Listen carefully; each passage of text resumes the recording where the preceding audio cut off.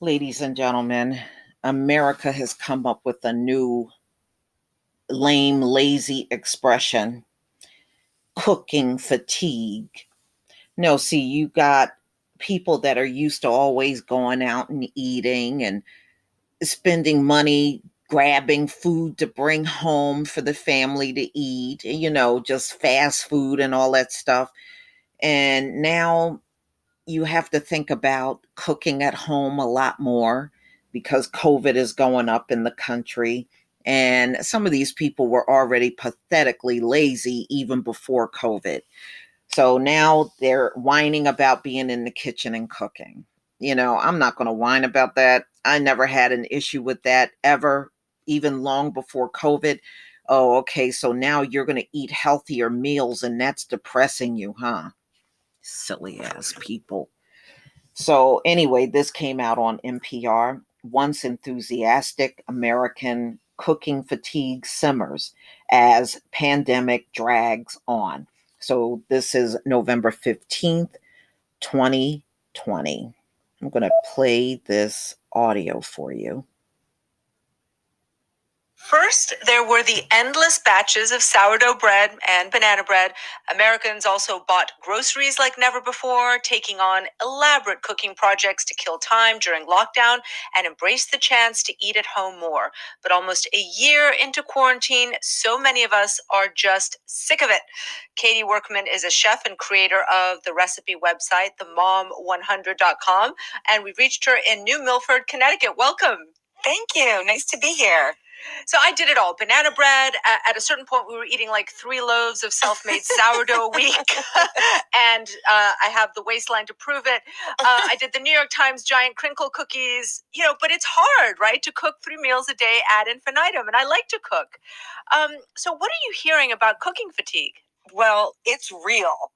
I'll start by saying that it's no joke and it's real. And even people who really, really like to cook are feeling the wear and tear of this dinners every night and breakfast and lunch. If you have a family, there's one level of cooking fatigue. If you're on your own, there's other elements of cooking fatigue, but it's for sure a thing.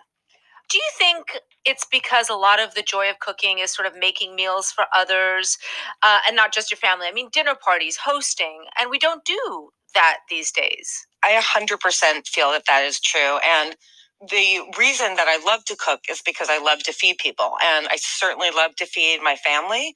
But I've always found the greatest motivation for cooking for me and what ended up being my career is how much I love to cook for other people. And I really get I'm going to say almost selfish pleasure in cooking for people. It just gives me such joy to make something that I know that somebody will love or something that is somebody's favorite. And I think that when I talk to friends who are on their own, the monotony of cooking for oneself is really wearing on them. Shout out to all the single cooks. Shout out to all the single cooks. And seriously, I find it incredibly impressive on any given day when somebody prepares a nourishing, thoughtful meal for themselves. I think that is such a beautiful act of self-care, which is, of course, a word that is really of the moment these days. And I'm so impressed when people are doing that on a regular basis. I know that takeout is something that people are, use as a respite. But it's different because you don't have the experience of the restaurant, of going out, of, being with other people. I mean, you might enjoy a different type of cuisine, but it really isn't quite the same thing. And I think we should also note that, of course, many people are struggling with food insecurity right now. I mean, there is a huge economic crisis off the back of COVID. The need is extraordinary. I am on the board of City Harvest, which is New York City's largest food rescue organization. And the demand has doubled in many areas. Let's turn to Christmas and Thanksgiving, though, because, these are such important holidays and they center around food. And I've always been planning my meals and really looking forward to it. And this year I'm thinking, maybe I should just order in. How do we recreate the magic? Yes, it's going to look very different these days. And that's the catchphrase. Like Thanksgiving will be different, the holidays will be different. And my recommendation, if I was a doctor and I was writing a prescription, I would say cook Thanksgiving dinner.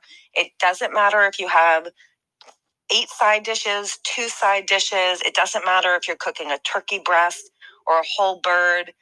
The act of trying to create something that feels like you're marking the day and is as much about sort of like positivity as it is about food. But I feel like this year it's almost like a tonic we need. Katie Workman is a chef and a writer. Thank you very much. Thank you. Well, ladies and gentlemen, nobody over here is having cooking fatigue, but you have to let me know if you are having that. Yeah, I mean, there's days when you don't want to cook or something like that, but for the most part, I don't feel cooking fatigue, maybe periodically, but not all the time. So they're talking about the people that are now, you're at home, you're not working, and some people are working from home. And, it's just more convenient for you to cook your meals. I don't know why you would have a problem with that. It's way more healthier than eating fast food. And even at many of these restaurants that really don't care what kind of calories are in those foods that they're serving. But so yeah, people are now cooking at home. Yeah, people are definitely shopping more. I can tell just from looking around where I am. But if this has become an issue for you, or whether you don't really care if you got to cook more, let me know in the comment section. Please leave your comment and subscribe. Don't forget to hit on the notification bell, and I'll see you on the next video. Peace, family.